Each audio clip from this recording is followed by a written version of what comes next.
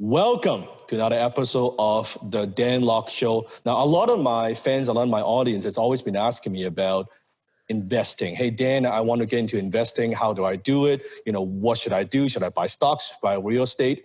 There's so many questions. Today, I'm super excited to bring you a super successful real estate entrepreneur. More than that, maybe you've seen him on TV, right? TV star, speaker, a father. So welcome, Tarek. Welcome to the show. I'm so excited. I mean, there's so many things you could talk about, but welcome to the show. Hey, man, so excited to be here. I'm just been waiting to get on this show with you, and I'm looking forward to this. And I know you have some amazing fans, and they're amazing entrepreneurs, so I hope I can give them some good nuggets that really help them. Let's rock and roll. First of all, take us to the beginning, right? How did you got into like what you do today, into investing and business and everything that you're working on right now? And, you know, it's like everything that you're working on right now. I woke up one day and people gave me millions of dollars, and I'm just kidding. No, it wasn't like that. That's why everybody thought it was like that, right? So I grew up in Buena Park, California. I've always been a hustler. I've always been a grinder. I've been an entrepreneur mindset since I was a young kid. The first time I got into a Mercedes-Benz, I was less than 10 years old. And I remember thinking, one day I'm going to drive one of these cars. Nice. So when I was a young kid, I knew I wanted to be successful, and I knew I wanted to be an entrepreneur. So I got out of high school. I was trying to go to college. I was delivering pizza, and I was selling kitchen knives at the time.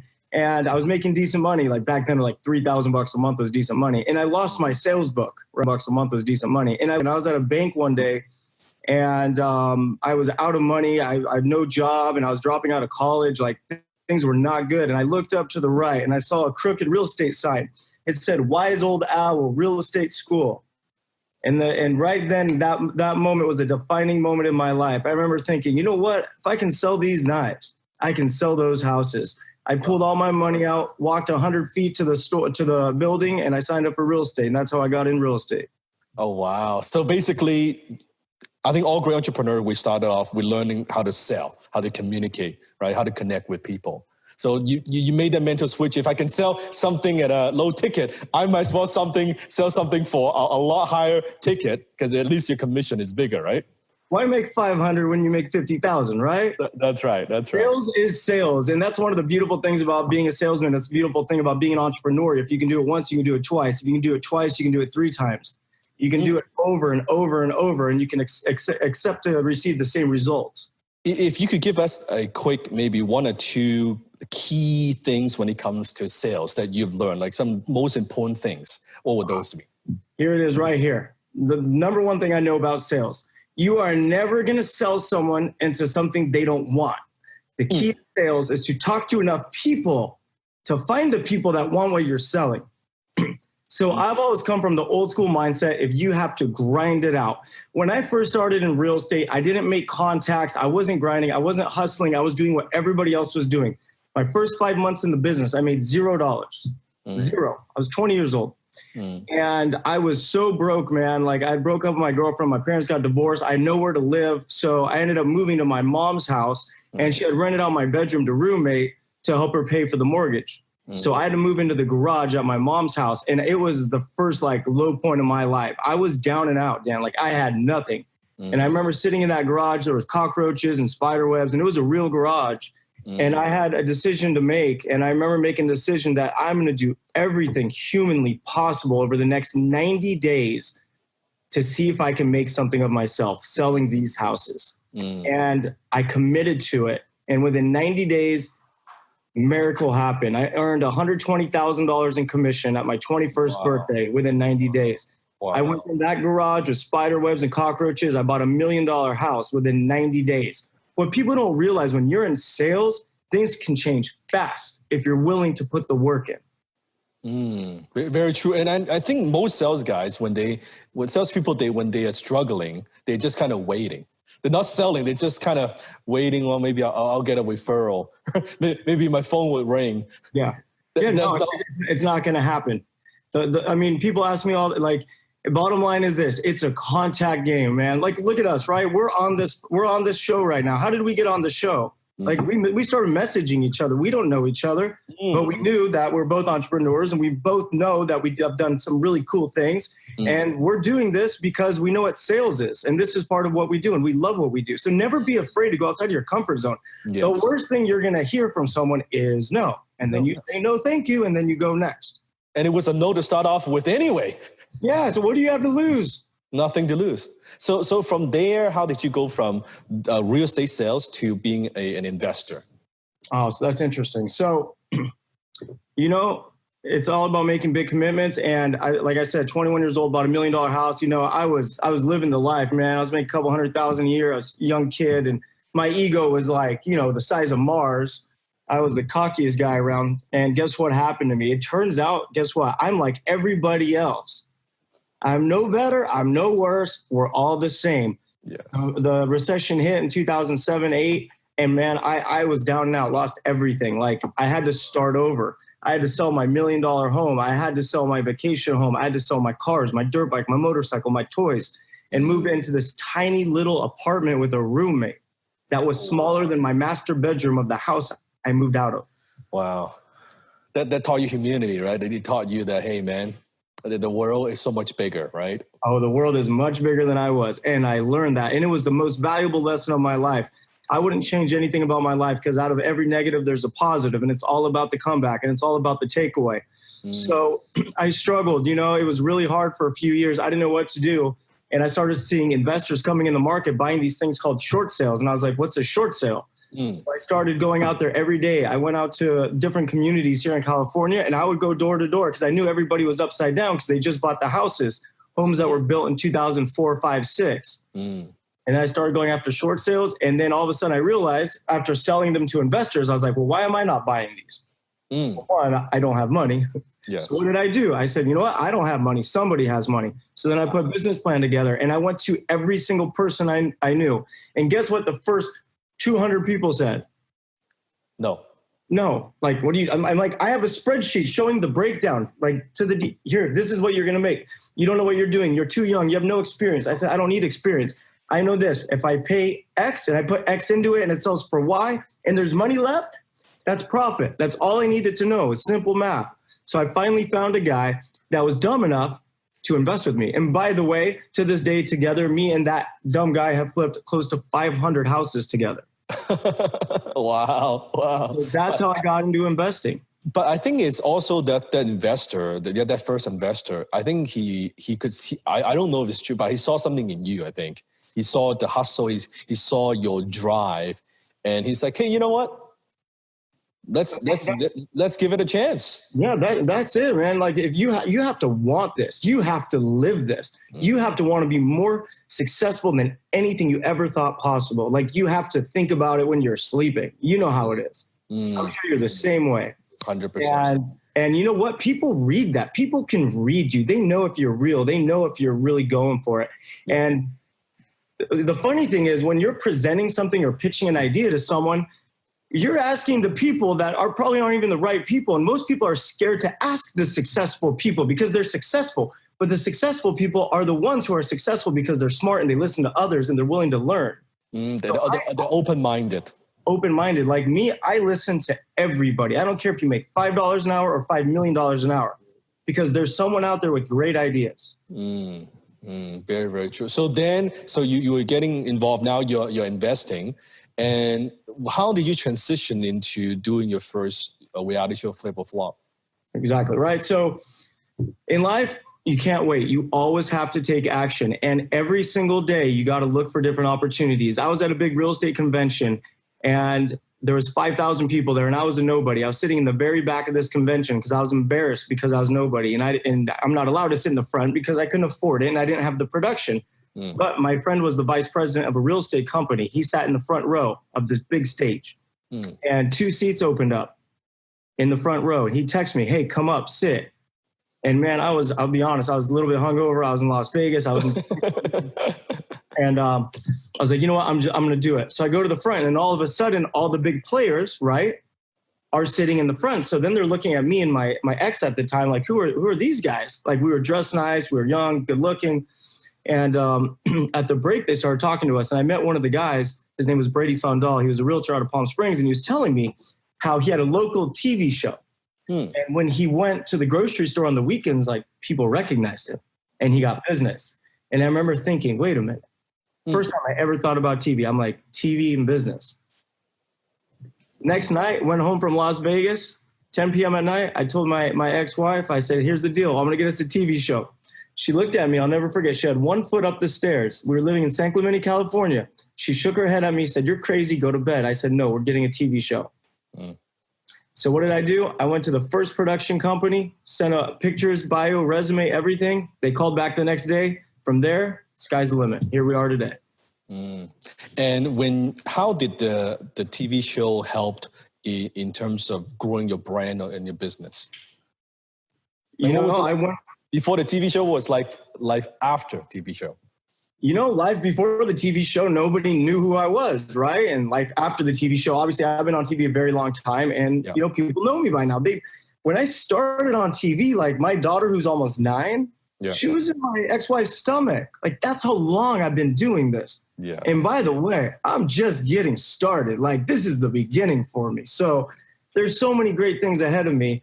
And by the way, getting the TV show wasn't easy either. It's like, here's what happened. So I did the home video. They loved it. I did the professional 2-day shoot with production. I'll never forget. I was driving my little Honda and I drove up to Hollywood, like the big city, and they had this production parking lot. There was no parking. I'm like, oh, there's nowhere to park. And I'll never forget this. They saved a spot right in front with a piece of tape and 2 cones with a little sign that had me and my ex-wife's name on it. Yeah. I remember in that moment, I said, this is it. Something's going to happen. Yeah. And it did. And you know what? It wasn't easy. It took a year before we got picked up. I actually gave up on the idea. And then once we got picked up, we shot the pilot. And then they said the odds of the pilot going are very slim because not many make it. A week after we finished the pilot, the network called me. They said, we need 13 episodes in 10 months. 1 week later. So here's the kicker. I had done 3 flips my entire year. And now they wanted 13 in 10 months. Yes. 2 problems. No houses, no money. Yes. 3 problems. No knowledge. But you know what I did? I believed in myself, right? Because as an entrepreneur, it's all about mindset. If you believe, you will achieve. You can make anything happen. So I put my money where my mouth was. I signed that contract and I told myself I'm going to figure it out. And you know what happened? I did. You figured it out. Figured it out. You always figure it out. If you put yourself in a position where you cannot fail, guys, you will figure it out. And then from there, now you've done the deal. What was it like even in the 10 months? Was it I assume it's a very intense shooting? Because most people they see on TV, they see that 15, 20 minutes, but that's actually months of work to edit out to like a few minutes of footage, right? Yeah, I mean, we filmed for that whole year. And when I was first on TV, HGTV was a tiny little network. It wasn't really big. We were unknown. I didn't think anything of it, nothing. And then today, HGTV is a monster. Yeah, huge. Huge, worldwide brand. And I'm very blessed because I'm a big part of that. Our show was one of the biggest shows in the history of HGTV, and it still is. And we are still going. That's why the premiere of Flip or Flop Season 8 is tonight, actually. Tonight. So it's going to be a really good season. But, I lost my train of thought because I move around a lot. What was I talking about, John? So from during what was it like filming in the intense, it was weird, man. One day, you're just a normal, 28-year-old kid living in Orange County. And next day, you got cameras and lights and microphones and everybody's staring at you and you're feeling talk about a change. There's no warming up to get on TV. You're not on TV and now you're on TV. Yes, yes. And halfway through the season, the network thought it was a little bit too risque because it's, for the network. So they almost canceled the show halfway through filming. Wow. And to be honest, we did 13 episodes that first season and they had us airing 11 p.m. to 12 a.m. For 6 weeks straight, burning us off the air. The first night we aired from the beginning of the hour with no marketing, nothing to the end of the hour. The viewership grew in digit percentages. And the following day, the ratings came out. We were one of the highest rated shows of the day. Wow. Then that's when you've got something that your personality, your message resonates. The theme resonates with the audience, right? Absolutely.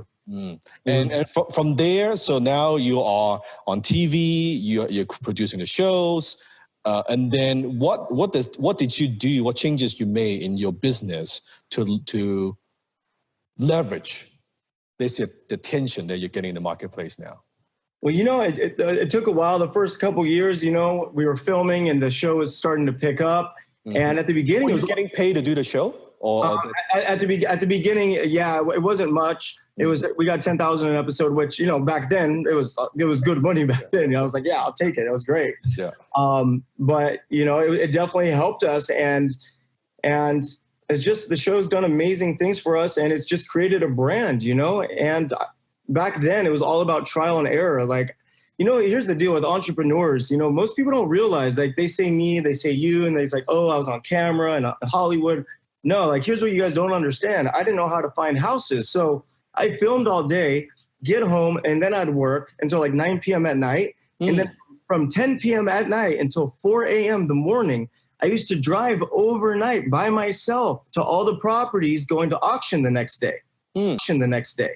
Properties that weren't occupied. So I had to look for vacant houses, because if they were occupied, I couldn't film them and it would take too long to evict them. Yeah. So I literally worked 20 hours a day for a long time, and it was a grind. Yeah. And what I see a lot of entrepreneurs do is they'll work so hard and then they quit. But the point that they're quitting, they're one level away from winning. They're so close.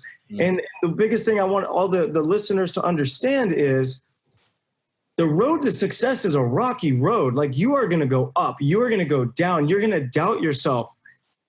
I doubted myself. There were nights where I was like, shit, maybe this isn't for me. Like, maybe my mindset is a little wacky, right? Like, I'm not meant for this. But guess what? Everybody has those same thoughts. And the key to success is kicking the shit out of those thoughts, believing in yourself, and just never giving up. And during this time, have you ever had any mentors that kind of help you, guide you, and that you would always seek advice from? You know what? The funny thing is, no, I didn't actually. So I just I figured it out on my own, which I don't advise anyone to do. Yes. I figured it out on my own through trial and error, and it was very stressful on myself, very lonely. I felt very lost, and it was very difficult to do.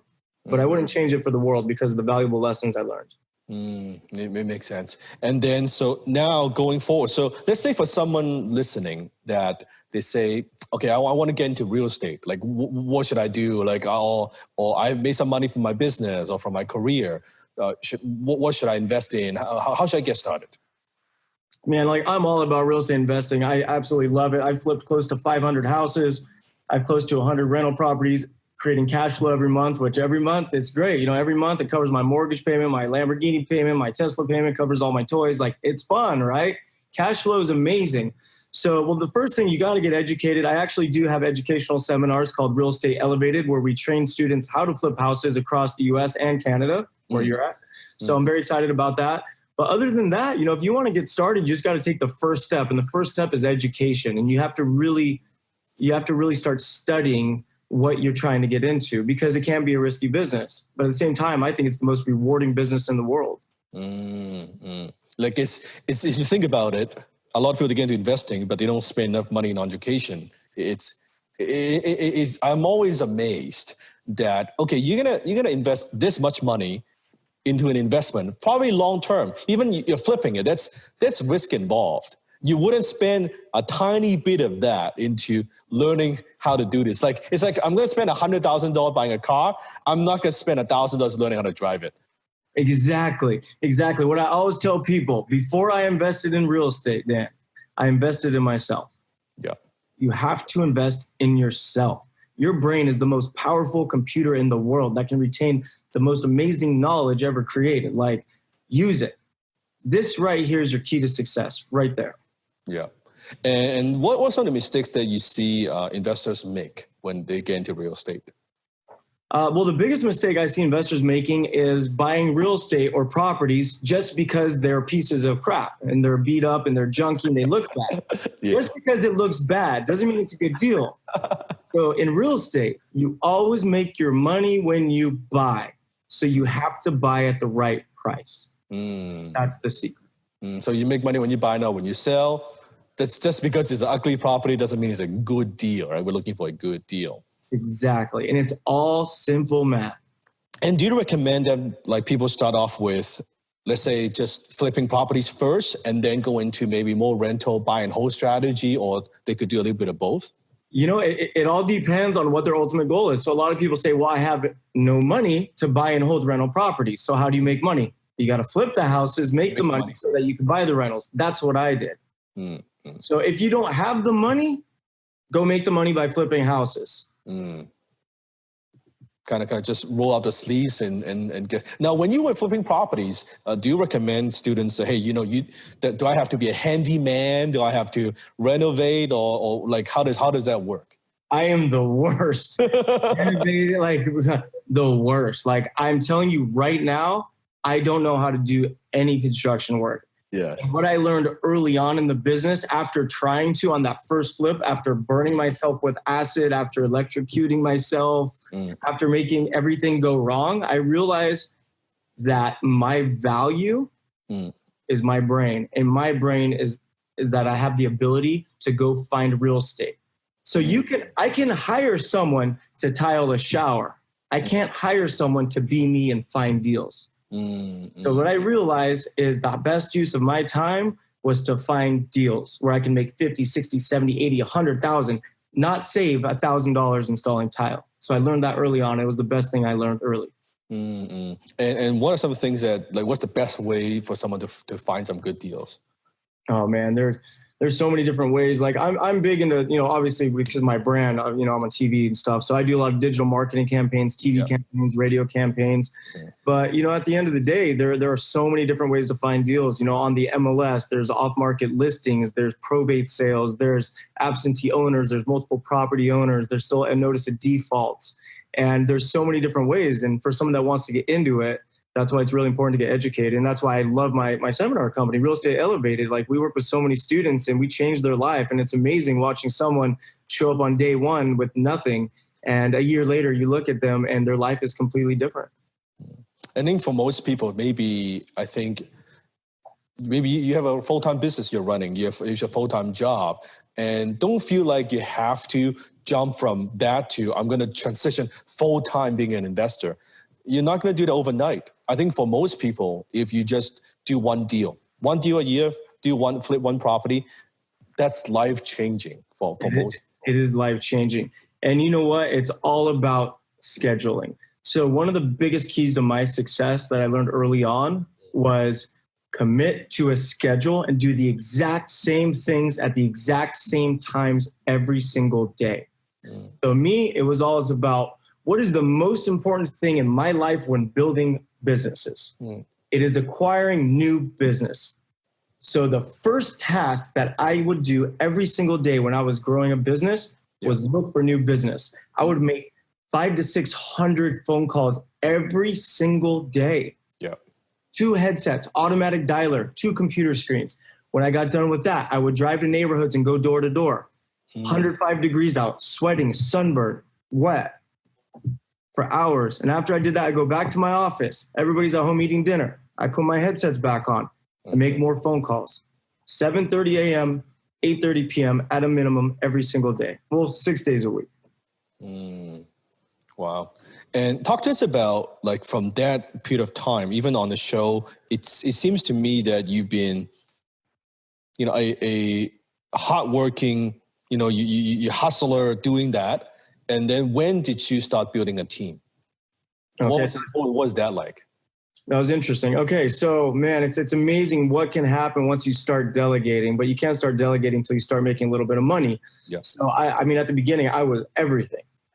And I hired my first employee, and I hired him. I brought him on. I paid him $10 an hour, and his job was because I used to write handwritten cards, man, and fold envelopes, and my hands would hurt so bad. I hired him to write the handwritten letters. He did that, and then he started, and then I gave him more tasks, and then I added a third person. And guess what? The guy that was stuffing envelopes, he's vice president of operations for my company. Wow. That was, from then to how many years? The VP of your operation? 3 years. 3 years. Okay. Very cool. Yeah. So what I do is I'll bring someone on and I'll grow with them until the point where I feel like I'm starting to drown because there's too much going on. income's coming in, then I'll add a new person, relieve some of my stress. So I always focus on what can I do that's the best value for my time. So I try to do things that will bring me the best return. And that's why I do believe in delegating. Like people ask me what I do for a living. I said, well, I tell people what to do all day. I'm a professional delegator. That's what I do. And as a visionary of the company, you're focusing on the vision and direction of the company, and then finding good people to execute on that vision, right? And then, of course, you are the best advocate, spokesperson for your brand. That's why you're on TV, you're creating content, on interview. That's the highest and best use of your time, right? Absolutely. Yeah, likewise. You know, I have the ability to touch millions and millions and millions of people around the world. And I just absolutely love what I do. I love this life I've built. And it's been a struggle. And for everybody watching this, they need to understand that if they're doubting themselves, that's normal. If they're failing, that's normal. If they feel like it's not for them, that's normal. Every single successful person you will ever meet, every single one has had those exact same feelings. And it doesn't go away, by the way.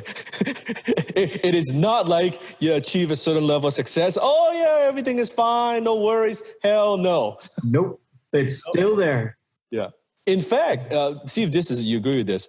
What I found is the more success, the bigger the problems. Yeah.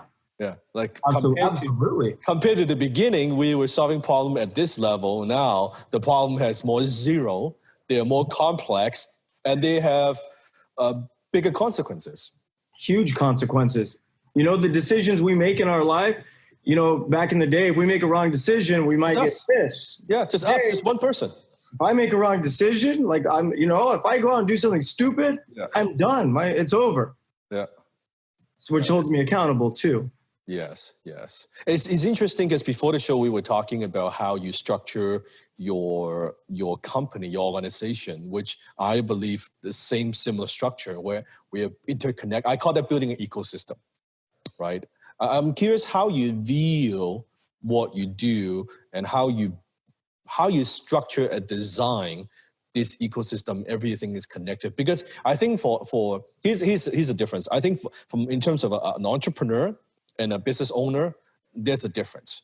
As a business owner, you might talk to a business owner and say, hey man, how are things? How's business? This is good. Fast forward 5 years later, you talk to the same business owner, they kind of do the same thing, right? They kind of like, how things are, same thing, right? They kind of... Entrepreneur, which business?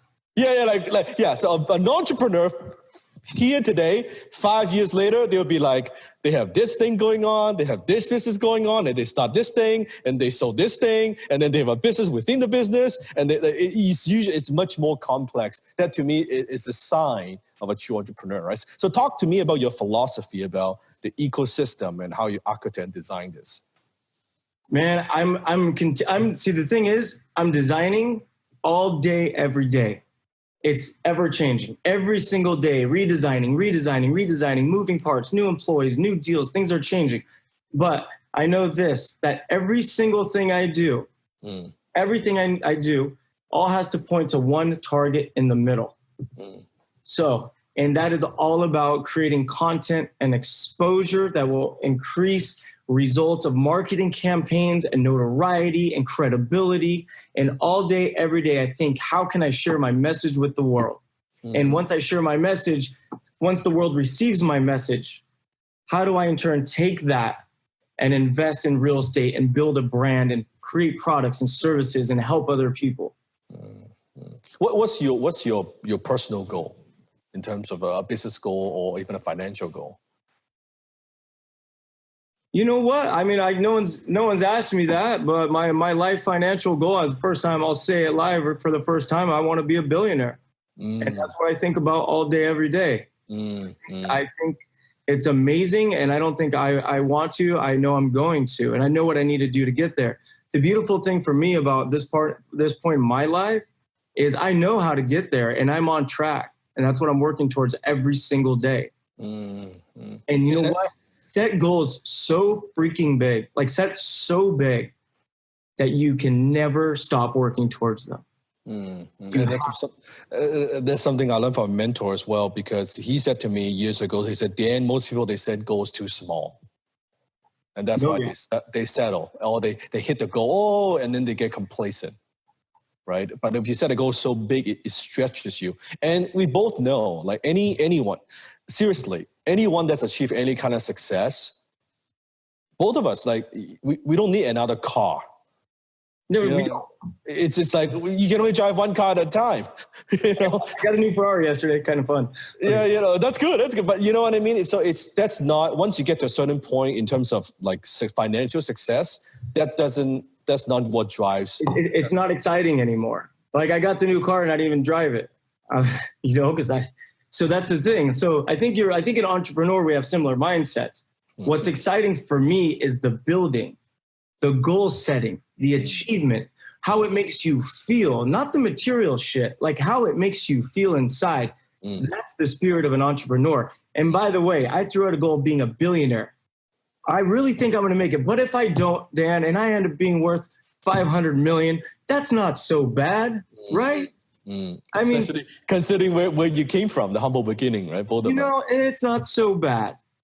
So yeah, guys, just go after your dreams, go after your goals. And guess what, man? I want you to set goals so big that people call you crazy, because my whole life people told me I was crazy. I said, I'm going to get a TV show. They said, you're crazy. I said, I'm going to flip houses. They said, you're crazy. I said, I'm going to flip 100 homes a year. They said, you're crazy. All can be done, right? Yeah. Oh, I love when people tell me it can't be done. Anything could be done. Anything. Yes. Share with us one moment where during this journey, even after you accomplish some success, a moment where you made a mistake, a very critical mistake, and what have you learned from that? Ooh, critical mistake, man. Maybe it's after the first season, second season, that you just, it's a wrong decision or a mistake. You know, so some of the mistakes I made in my life was through a couple of years when I was sick. And I didn't take care of my personal self, and I paid the consequences. Ultimately, in the end, a lot of bad things personally happened with me. I had different cancers, and I had back surgery, and I got divorced, and a lot of different things that taught me a lot of valuable lessons. But when it comes to business, like I've always made a lot of small mistakes, Dan. I've never made any big mistakes. Well, actually, I did make a big mistake, but it turned out to be a good mistake, and I'll explain why. So I just started a new construction and design company, and I teamed up with a really incredible contractor to run the operations and a design team, and it's amazing, right? And years ago, I started a construction company because I got tired of paying other people. And what happened was I didn't know construction, and I failed. The one thing I failed at in my life, I can tell you right now, was one thing I really, really failed at. I never failed at anything else because I just never quit. I failed at construction. And I failed at construction, well, one, because I didn't put the time in because I didn't have the time and I didn't have the knowledge. So I wasn't there, and I lost hundreds of thousands of dollars because the company itself, the employees were stealing, it was being mismanaged. It wasn't being operated. Everything else, right? My hands weren't on the company. I was detached from the company, and I paid the consequences. But because of that company, I ended up buying a commercial real estate building, which I only qualified for that loan because of that construction company. And guess what? That building's gone up $4 million since I bought it. So it's pretty okay. Yes. So there's positive to every negative. So I failed at the construction company, but because I had that company, I was able to buy a big building. It makes sense. So for someone, let's say they're listening to this, what resources would you point them to if they want to learn more about investing? Or, of course, tune in for the show, right? Yeah, I mean, like the best place to find me, where I share like my life and it's like real estate tips and a whole bunch of different stuff, is on my Instagram, and it's The Real Tariq El Musa. And I have my seminar event company, Real Estate Elevated. That's also on Instagram. And I communicate with people. If they message me, if they do comments, I'm there. I'm active. I'm live. I'm communicating with my followers, and I just love what I do. Where do you see your organization going in the next 3 years? What are some of the goals and vision that you have? In the next 3 years? Well, right now I have one hit worldwide TV show. In 3 years, I expect to have 3 worldwide TV shows. Yes. I have 2, so I need to find one more. It would be by that time, 10th season could be, right? Seasons. And on top of that, I'm just going to grind it out. I'm making a commitment to grind it out every single day and grow as big and as fast as I possibly can. And that's where I'm headed. That's the direction. And that's the inspiration we want to leave you with. Is it's easy to see anyone that's accomplished anything. Oh yeah, he can do it. She can do it. We all start somewhere. Yeah. Right? So don't look at us and say, oh yeah, you guys can do it, but I cannot do it. No, you could do it if you want it bad enough. Yeah. You know what the great thing is about us? Like, we know we can do it because we've done it. But before we did it, we doubted ourselves. Did you ever doubt yourself? Still now. Yeah. Is that crazy? We have fears, we have doubts, and we just don't let those things stop us. You got to be unstoppable. Unstoppable mindset. That's it. Awesome. And I'll make sure, so I'll put a link. So you want to find a little bit more. It doesn't matter. You want to investing, tune in for the show, order that. And maybe real estate is what you want to do. Maybe you want to learn buy and hold, you want to flip. It doesn't really matter. What we want to leave you with is education, invest in yourself all the time. No one can take that away from you. And that's it, guys. You got to invest in yourself before you invest in anything else, because you, that person in the mirror, is the most valuable asset you will ever own. That's it. Are rising ad costs slowly killing your business? What if there's a way for you to leverage the power of social media and grow your business without relying on pay ads? What if there's a way to scale your personal brand and multiply your profits without sacrificing your soul? This is Dan Lok. With over 8 million followers on social media, for the first time ever, I'm going to teach you how I have built a business empire using the SMART method. Click the link below to join us for the upcoming SMART Challenge.